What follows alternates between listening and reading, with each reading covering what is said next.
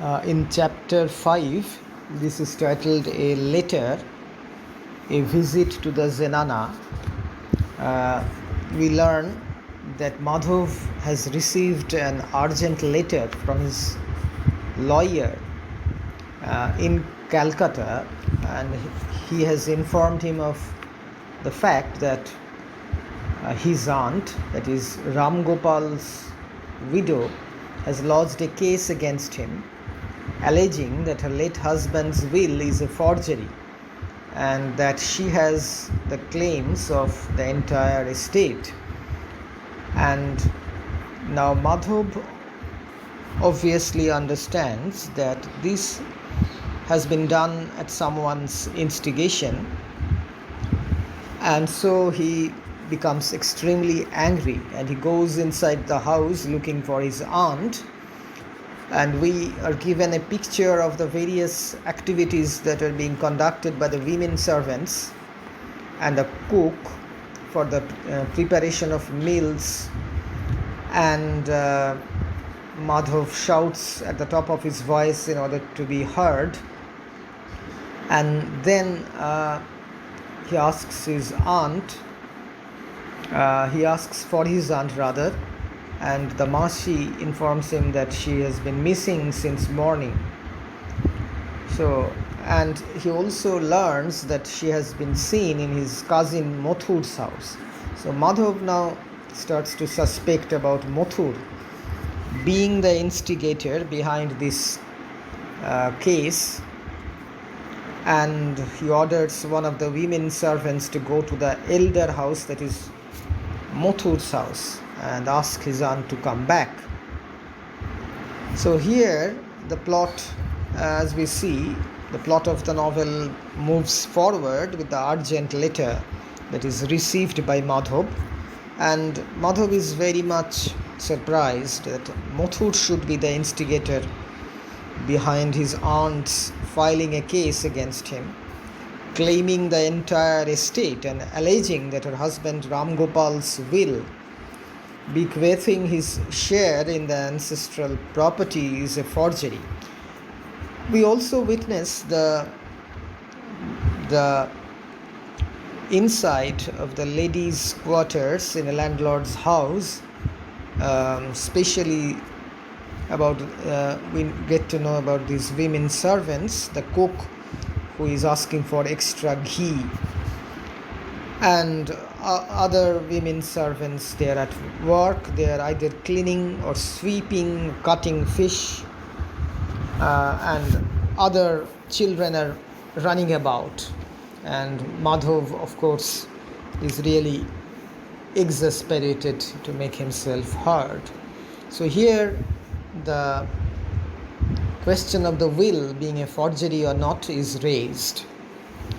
In chapter 6, now we learn of an important event, that is, this chapter is titled Midnight Plotting, and we see how Matangini has not eaten. She lies in bed, she's thinking about her fate, and now she hears some movement outside and overhears her husband Rajmohan talking in hushed whispers with the two robbers. And Rajmohan does not know that Matangini is fast asleep, and he comes closer to the window and starts conspiring with the robbers to rob his brother-in-law Madhav's house.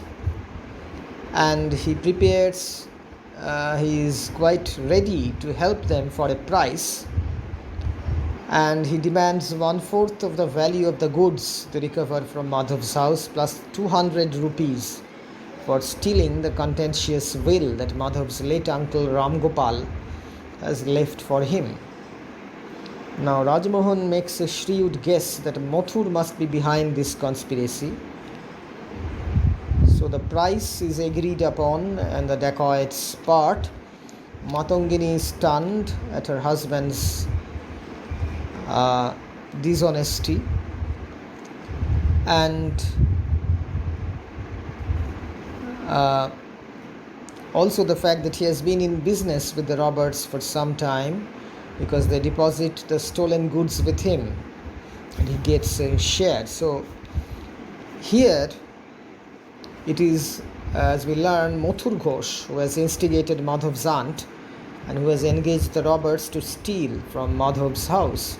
The robbers can keep the stolen goods for themselves while he is interested only in the will. He is of course covetous and greedy, that is Mathur. He has enough money of his own, but he wants to add to his assets by stealing his uncle's will from Madhav's house and appropriating his property to himself.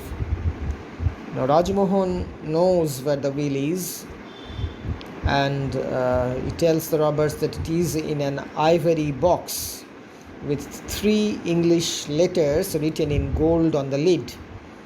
These are the first letters of his name. Now Matongini, who eavesdrops or accidentally hears this conversation, she is filled with astonishment and dismay at the behavior of the ungrateful wretch that her husband is.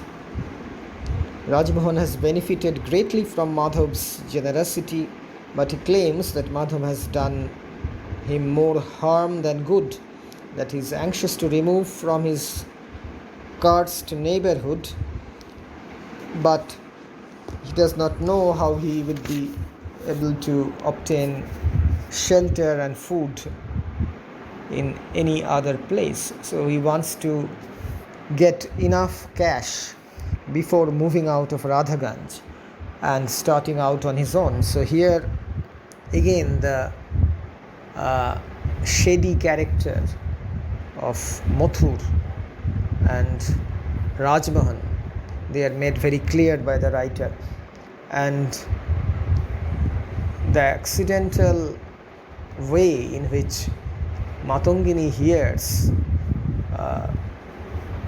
about the plot of dacoity is, of course, as we would see, would stir her, would compel her to go out and try to save her sister and her brother-in-law.